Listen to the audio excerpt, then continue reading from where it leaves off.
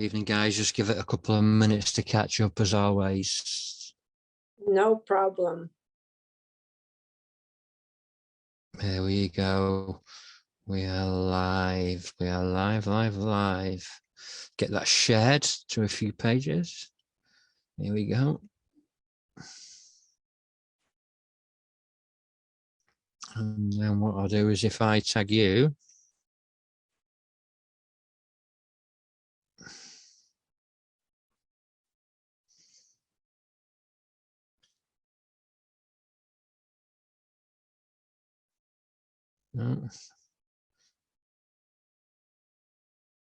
there we go. We are shared. Good evening, guys, and welcome to Live and Undrugged Series 3.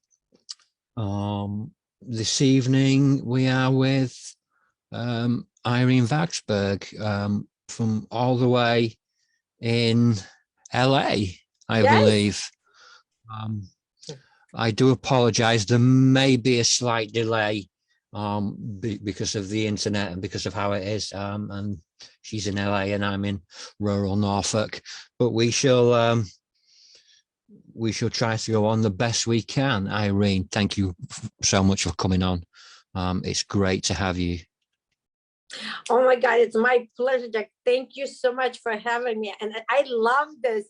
I'm all the way in LA and you're all the way in UK, and we can have this beautiful moment together. Honored. It's great to have you. Let's go back to the start of your journey and go from there. Perfect. Thank you so much. So my journey became in 1979. I was 12 years old. My mom and my dad decided they were going to leave former Soviet Union for better life for us. And the journey began. We left, and 1979 came to United States of America. As my father said, the land of opportunity. If you work hard, have dreams, and not lazy bum, as he would say. Don't be a lazy bum, sit on a couch and eat bombs. It's very funny with his broken English. He said, go out there and make things happen. Opportunities is here. Will it be easy? Absolutely not. But is possible? Yes. And so he kind of installed in us that, don't be afraid of hard work. No one owes you anything. You owe yourself to live a beautiful life. So that's kind of, and then we were like 13 years old, my father giving this advice. And, we kind of took it his word. We saw my mom and him struggle, and coming from a different country, not knowing the language, had to basically start from scratch, $500 for a suitcase. And here we are. So my entrepreneuring journey began at 14 years old, 13 when I started babysitting, and then I have my own little business of a paper girl, and it was amazing because a lot of girls didn't do it, and my sister and I were the only ones out of 30 boys, and I actually won a paper girl of the year, and I got a picture to take with the mayor and the governor. It was so cool. to be there. That was very exciting. It's like, here it is, my first American dream. You can if you want to. And so I got addicted to being my own boss at very young age, and I knew there was going to be a hairdresser at 11. And God blessed me that I've been doing it for 38 years. And that's why I came to United States. That's why we came to United States, to have a life that we want. But I came to Los Angeles to work for one of the famous hairdressers, Josiah Bear. He was my idol at the time, and very fancy celebrity hairdresser. And I got my job. I went for the interview and I did it, and then I didn't. It wasn't for me. It was too much glitz, too much glamour, and no heart. And I knew that I wanted to be in a place where I can change lives with the gift that God gave me, is making people feel beautiful from outside in, and then it comes out from inside out, you know. And I knew that I won't be able to do that there. So the journey continues, and I did find a place eventually where I became my home for over 25 years in Beverly Hills. And I did my nonprofit, you know, cut my hair for canned foods, for books, for blankets, for homeless people. So it was beautiful. You know, I feel like we have to give back, and I'm all about community. It was beautiful. And I built a successful business. I got married. I got divorced. I got married. I got divorced. I had two beautiful daughters. Now I have four beautiful grandchildren. So, you know, life is great. And pretty much did a lot of the things on my bucket list. And I feel very honored to be able to say that I had my own salon. I saw my father's name in lights before he passed away. I did a lot of the things that my mom and him sacrificed for themselves by leaving their whole entire family in former Soviet Union for us. So, you know, it was great. It was a beautiful journey for ups and downs. And in between age 23, I was in a terrible car accident. It was like a out of body experience. I went through the tunnel. I died, came back. I saw God. And that could be a whole other podcast. I'm just giving you a little broad story about my life, because it's leading to another car accident that both of them kind of was the beginning, the middle, and not the end, but a new chapter that opened. And my first car accident, I didn't want to come back. It was a hard time for me. I was planning a divorce at very young age, 21, got married, had a baby 9 months later, divorced by 23. And, you know, first in the family, wasn't looked upon really well, not marrying somebody from your own culture, religion, and then divorce. So it was a tough moment. I had to really figure out who I am and find my voice. And I felt like the old Irene died and then you was reborn. And it gave me strength to go and walk to my own beat of the drum. Is that how you say it? Yeah. And so troubled childhood with my young oldest, and had to go through some difficult moments with her. And I'll bring you to age 43, where I was already having a great time. I've accomplished tremendous things. You know, by then I already had my salon, sold it, rebuilt it, lost it, divorced again, had another child, and became a single mother again. And, you know, ironed the wrinkles in my life. I was ready to take my life by the horn and run with it. I wanted to fall in love. You know, I was looking, my joke was for my next third ex-husband. I'm still looking for them. Hey, you might have a match for me here. Single and available. And I was on the way home to change, and I was in another car accident. And it was 20 years apart from the first one. And the moment that I got into that second car accident, I knew there was a bigger picture than just the car accident.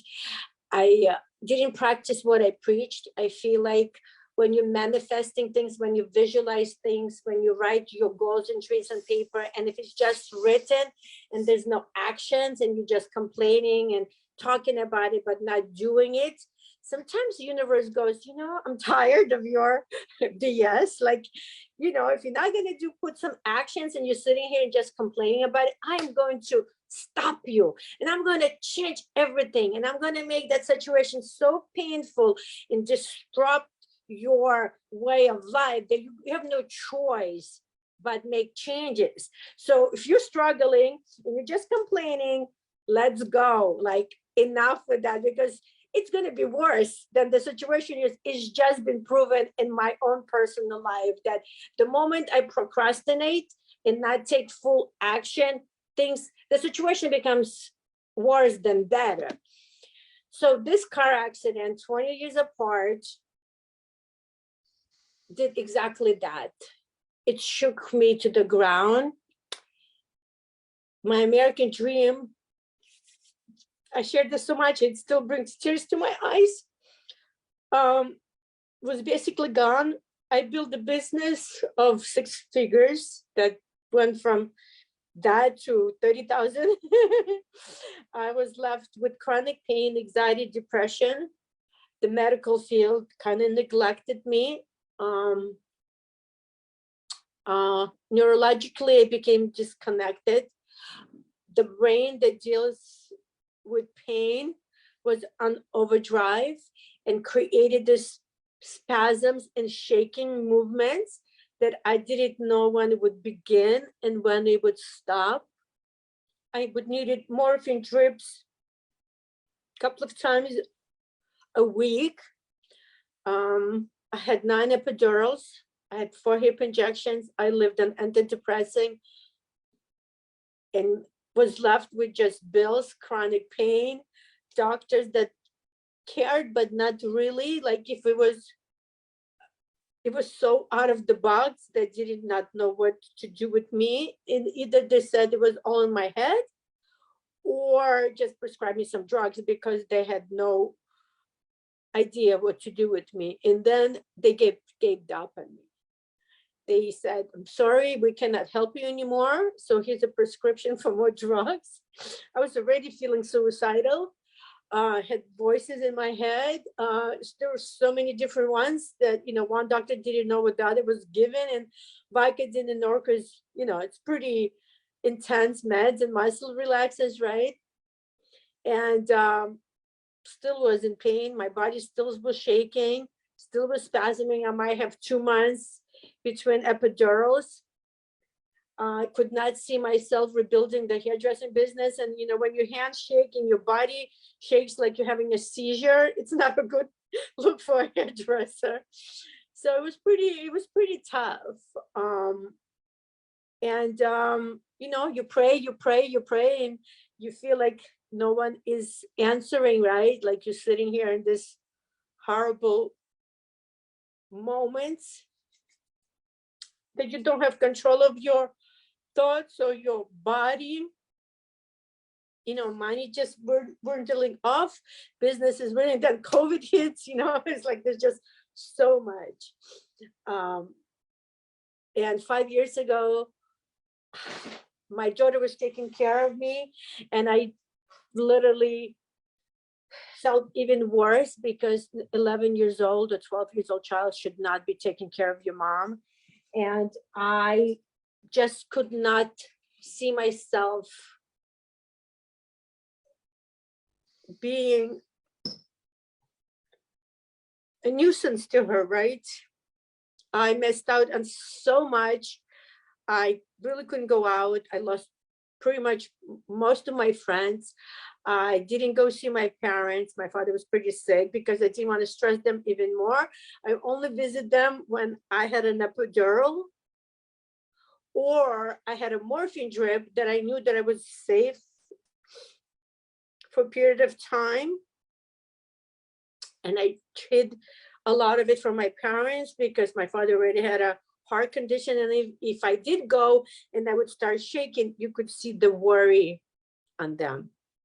So, chronic pain, it does not just affect in one individual, the ripple effect is massive. So it affects every part of your being.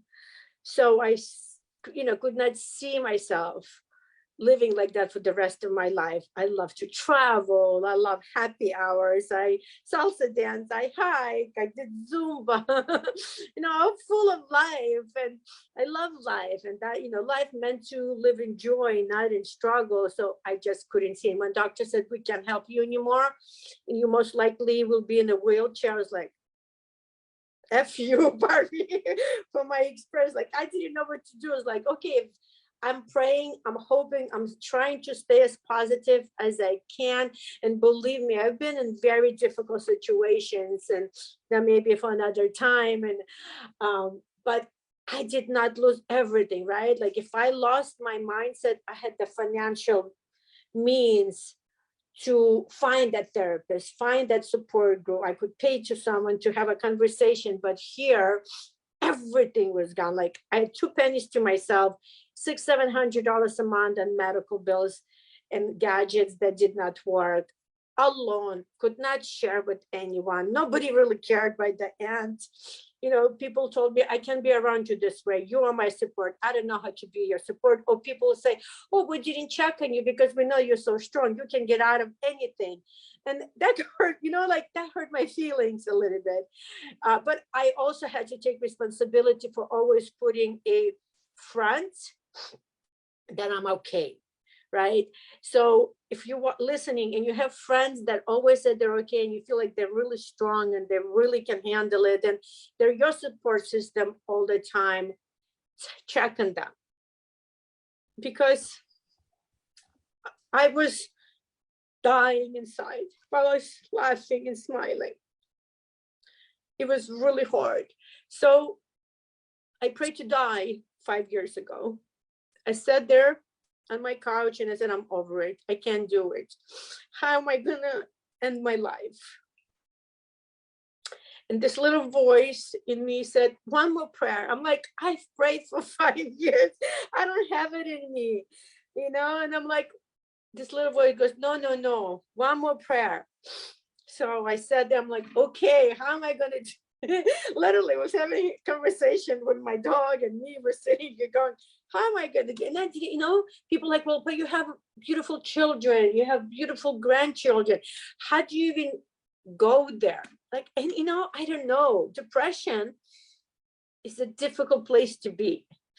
And I actually felt bad that I judged some people, because when you've never experienced that, and I'm pretty strong-minded, the glass is always overflowing, and I didn't understand it until you really understand by being there. It didn't matter that I had a great, strong mind and I could meditate myself out of things. I can breathe myself out of it.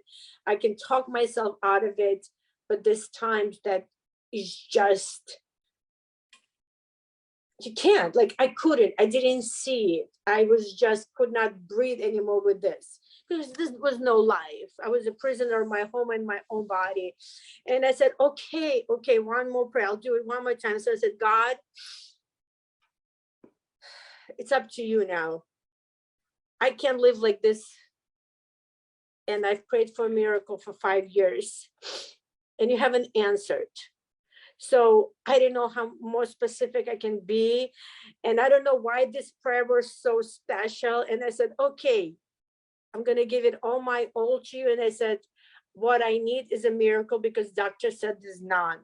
And I need this a miracle to be, it's like a wish list, drug-free, non-invasive, no chemicals, no side effect, affordable, because I was about $15,000-16,000 in debt. I couldn't afford anything else. It has to be affordable. And I said, if it's a business, because hair business, the way I was going, it was basically gone, right? That it has heart, soul, mission, purpose, and passion, and it has to be about people first and the bottom line later. And I said, it's up to you. You make that decision.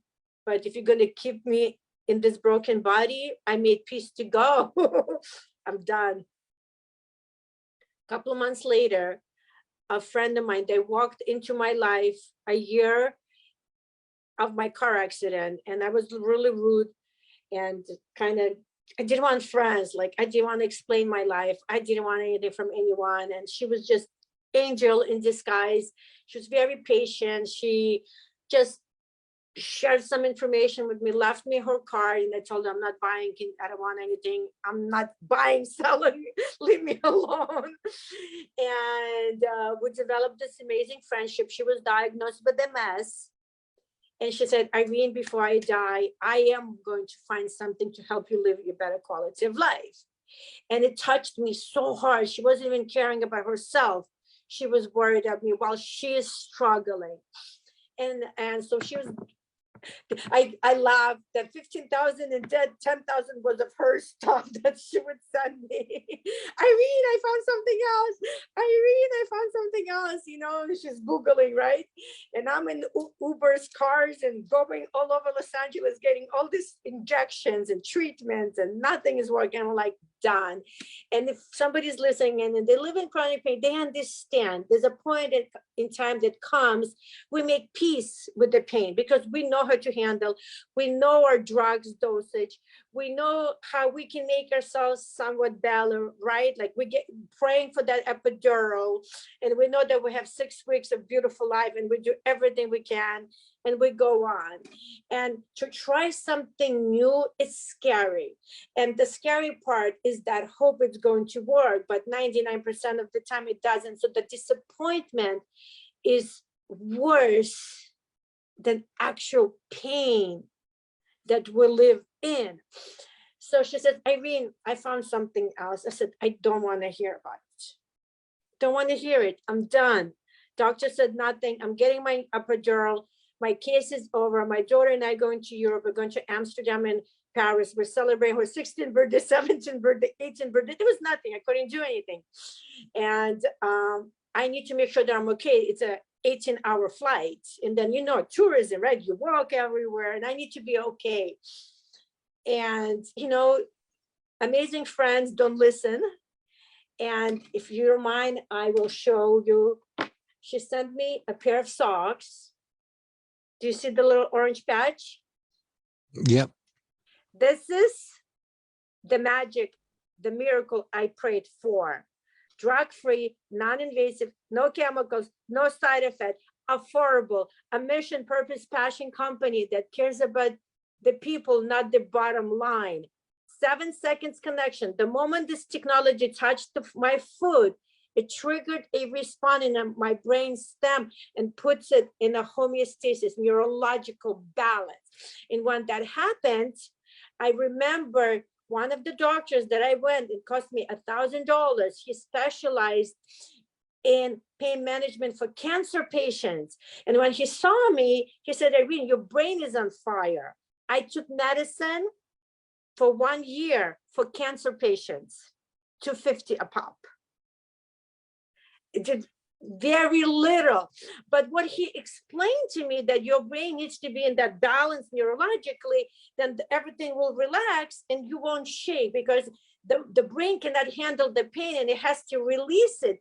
But the way it would release it is shaking, spasm. My body would freeze. I would like stand like this for a minute or two, couldn't move. I felt like cement. My video is on YouTube, so anybody wants to see how I lived, I hope you don't mind me sharing that, because you have to see the visual aspect to understand my pain and the struggle and how I gave up. So I sat there with my doggie that's on my lap, Emma, and I took the socks off and then I put them back on. And when I had them on, I was jumping, I was moving, I was celebrating. I took it off and I'm like, everything instantly, my body went into this spasm. So to make a long story short, I got 2 pairs of socks. I went to Europe, no epidural, no pain relief, Advil, barely used it. Life changed, but I still lived in doubt, because every time I took the sock off, I would still shake. I literally lived in that 1 pair of socks for 7-8 days until I got another pair. Now I got 30 of them. And I was like, oh my God, I called her and I'm crying. And every time I call her and I'm crying, that means I'm in pain.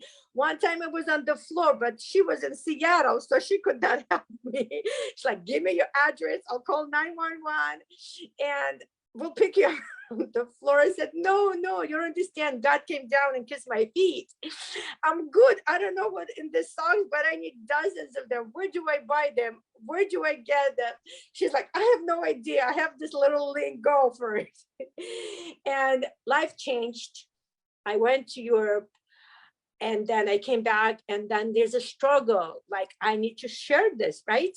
Like, I promised God, if you save me, I need to now help others. But that little voice is like, the pain community is broke. The pain community lives in a budget. The chronic pain community doesn't believe anything anymore. We've tried so many things. How am I going to do this? I have something. And it was really hard. I fought because I don't like selling. I don't like being in front of anything. Not very good. I can promote everyone else, but I had to sit there and say, how am I going to do this? And my sister said, are you crazy? You suffered for 5 years. You've spent hundreds of thousands of dollars, and there's no company ever gave you money back. There's no company ever did that. There's no doctor that lowered your dosage and tried to find something, right? Nobody has to buy anything from you, but you will be doing a disservice to the community that you're trying to help with knowledge and information. Everybody can make their own decisions, right? And she's like, and another friend of mine said, do you remember how much you prayed for a miracle? Did you remember how much you wanted something? You have something that needs to be shared, and everybody is adult and they can do their research and make their own decision. So I slowly, surely start sharing my miracle, my testimony, how I prayed and how I gave up and God answered, and it became my mission. It became my purpose. It's what God gets me out of my bed, and what I thought buried me planted me for this moment with you. And every single moment that I get to share my story and inspire others, it's not just about this song, it's bigger than that, because I shared my story of how I lost everything, and I was looking, seeing my glass still overflowing, and how I found the basic little blessings in every day, even though my body wasn't functioning. I had 2 pennies to my name. My American dream was gone. I will never be able to rebuild my salon. The hairdresser for 38 years, I had to mourn the old version. And about 2 years ago, I sat in my chair while I was talking to my dear friend, because she knew about my first car accident. Is God told me, Irene, you need to go back, you need to learn, you need to teach, and you need to guide people to their higher power, into their healing. And I was like, what am I going to teach? I was 23 years old. I know what I needed to learn. And, God said, you're going to inspire people to do better and bigger. And I realized at that moment, my second car accident, where the message is coming through. That's where the message was supposed to come through. That was the pain needs to be. Yes, I was in pain in my first car accident, but I still had my mindset, right? Yes, I was hurt worse maybe than now in a different way, but it wasn't as bad. It wasn't as deep. Here, I literally had to dig deep to do that last prayer. And so giving up is not an option. Even if you're giving up, I need you to say that last 1,000 prayers. I don't care. I did millions of them. I gave up. I'm like, I'm done. I can't do this anymore. And here I go again. So, we really don't ever really maybe give up, right? We might surrender to something, right? And find peace in it. And, the last steps, people always say, take that last step. Oh my God, I took million last steps, even when I couldn't move. So, you were not buried, you're planted for something bigger and better. And unfortunately, we only realize our mission, our purpose, our passion, our strength, our faith is when we go through something very difficult, right? We become the cheerleader only when we lose something, right? Or some sort of a tragedy. We don't care about issues until they affect us. And I don't know what you're going through, but I just want to let you know that hold on, lean into that pain, but don't let it own it, right?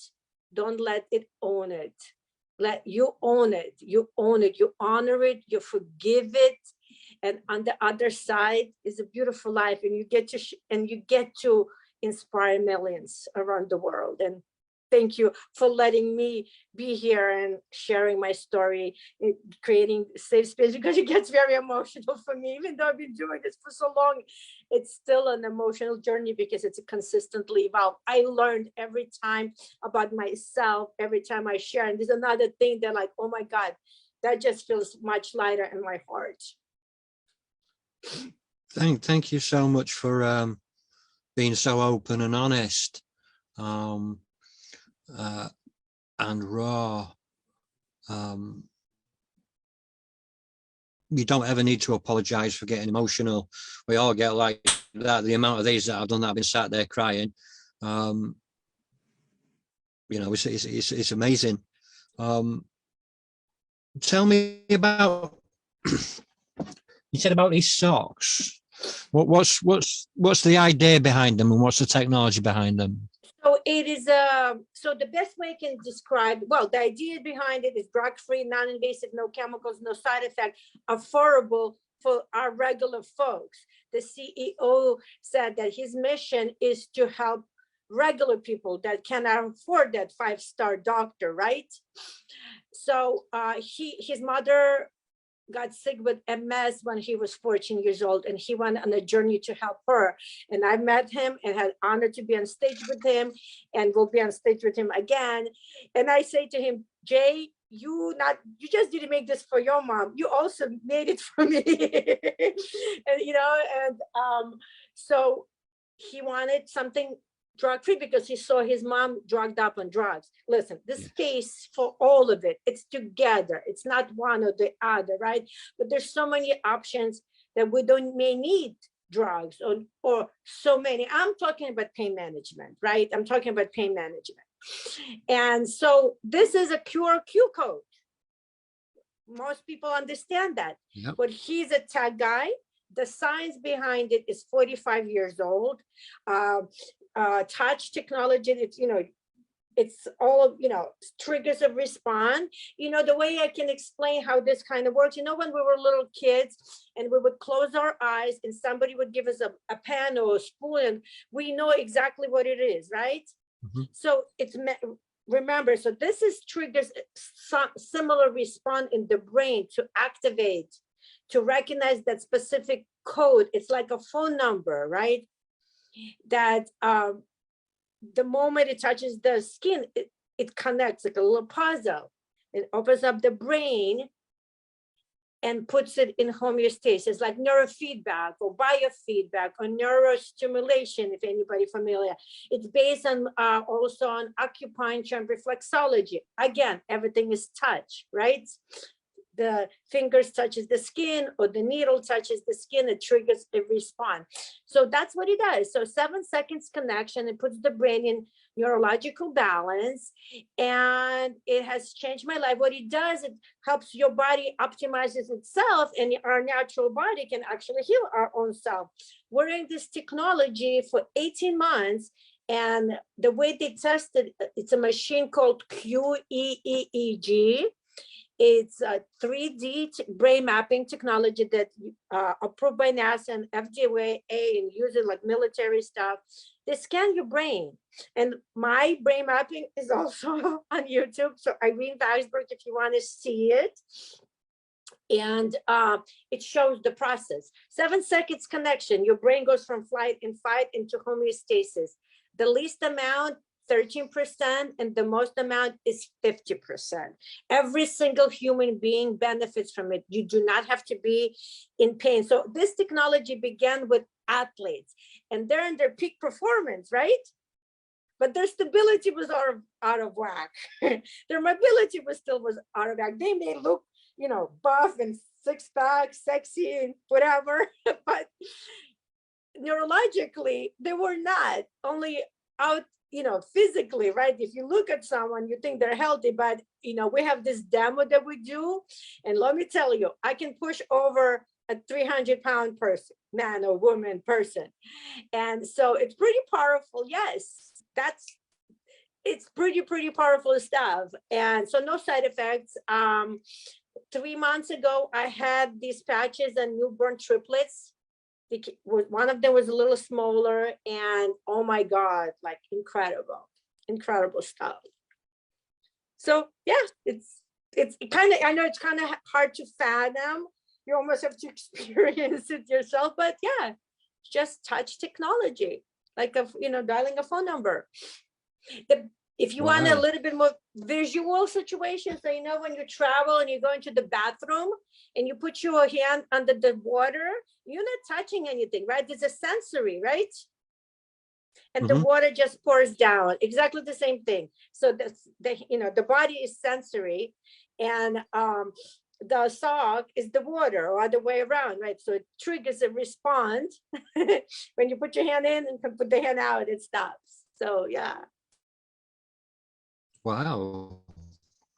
I might have to give that a go. Both my wife and I, we live with chronic pain. You know, I have MS myself, and other things going on in my life and with my muscles and stuff. So you know, that might be beneficial. It's something to take a look into. Absolutely. I'm happy to share more with you and send you more information. Yes. So again, nothing to do with the issues. We have 56,000 amazing life-changing testimonies on Facebook. And I mean, many more, over 7 million people wearing our technology worldwide. Yeah. Wow. So that is my mission now, is sharing this. I mean, that's part of it. The most important mission is telling people not to give up and continue praying for their own beautiful, incredible miracle. This is just the icing on the cake, but the message is keep believing, keep holding on. Giving up is not an option wherever you are. That's where you're meant to be right now. And unfortunately, some of us are struggling, but that's where you need to be, in that struggle, to find yourself and to find that strength and to find that message that you're meant to share with the world. And you know, this part is just, again, it's what brings me to your platform, right? But it's not the full complete reason I do this. Is the most important, when I began 12 years ago, for my community, is to hold their hand and saying, yes, I understand, I've been there. And what a message it is. I wanted to ask you what it was like growing up in the former Soviet Union. Well, I was 11. It wasn't easy. We're Jewish. So life for the Jewish people, that's why we left, because we were prosecuted, was not the best place to be. So that's part of the reason we left. But also, you know, the struggle. You know, at the time, you know, 1979, you know, I remember staying in line for milk. And by the time I would get there, it was gone. Or bread. You know, my father was kind of like a delivery person. It's bigger than it, like management of delivery. So he knew a lot of different things. So he could get things more than the regular human being, because he had the connections, right? And sometimes things just fall off the truck. And so, you know, we were not bad, but we were not great. And, you know, when we decided to leave, you know, everybody right away almost knew that we were Jewish, because all the little girls' ears were pierced. And the only reason we would pierce people's, you know, the girls' ears, is taking the jewelry out. If you had something on you, they would not take it away when you leave in the country. Sometimes they took it away anyway. So the teasing came, the bullying came. So, you know, I mean, parts were pleasant if somebody didn't know I was Jewish, but when they knew I was Jewish, it was very hard. You know, and the interesting part, when we came to America, nobody cared we were Jewish, but they cared that we were Russian. So it was a different discrimination. I get that. I grew up in the 80s, and you know, I would see the American films, and you know, things like Red Dawn and the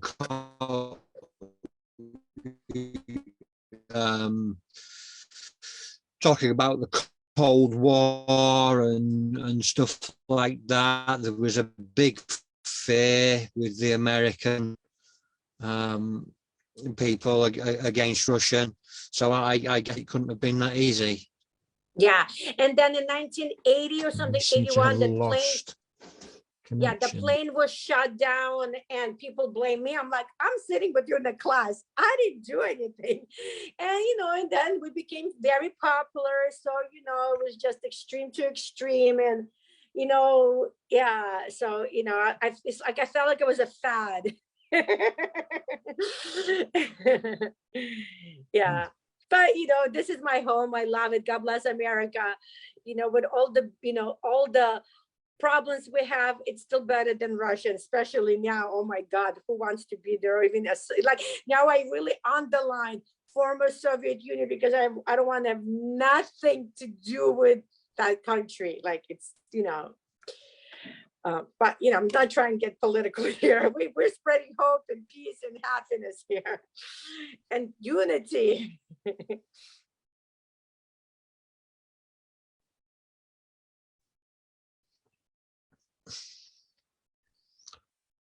We do keep freezing. I don't know whether it's freezing Yeah. online or not. There we go. That's a little better. Yeah, that's brilliant.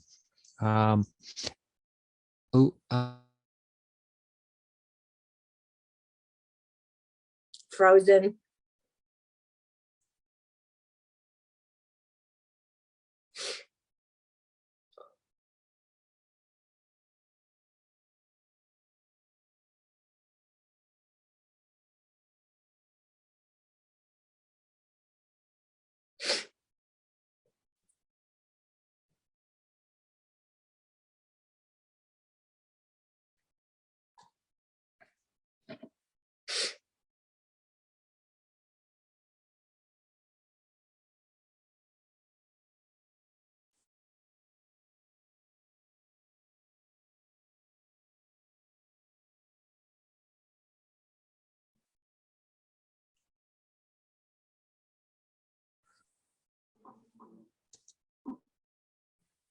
Are you there?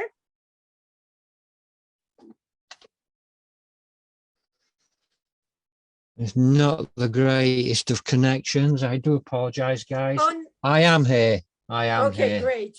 I was like, It's not the greatest of connections. We've lost your picture, but yeah, I just wanted to say thank you, really, for coming on and thank you. Being so open and honest, and comfortable enough to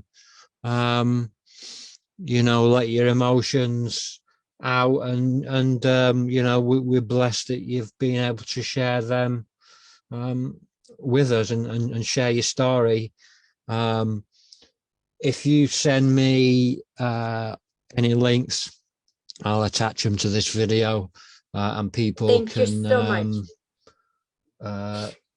Get you that way.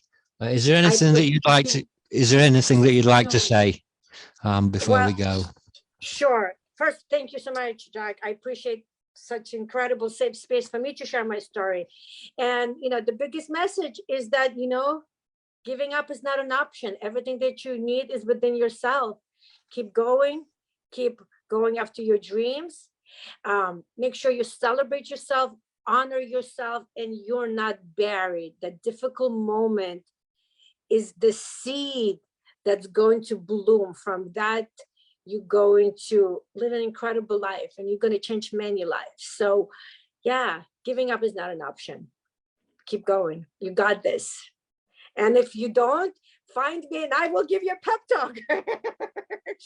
Community is what all I'm about. Together we are stronger. So let's go. Let's continue building communities together across, you know, cultures, religions, you know, seas, oceans, mountains, no walls, no borders. We're, you know, it's all about, for me, it's all about unity. And again, I'm truly here for you.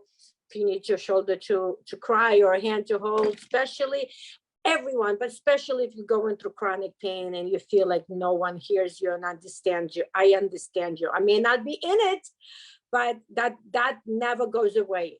It's in, you know, it's part of my DNA now. And thank you. I appreciate y'all. Thank you so much. Thank you guys for tuning in as always. And I shall hopefully see you again next week. Bye guys.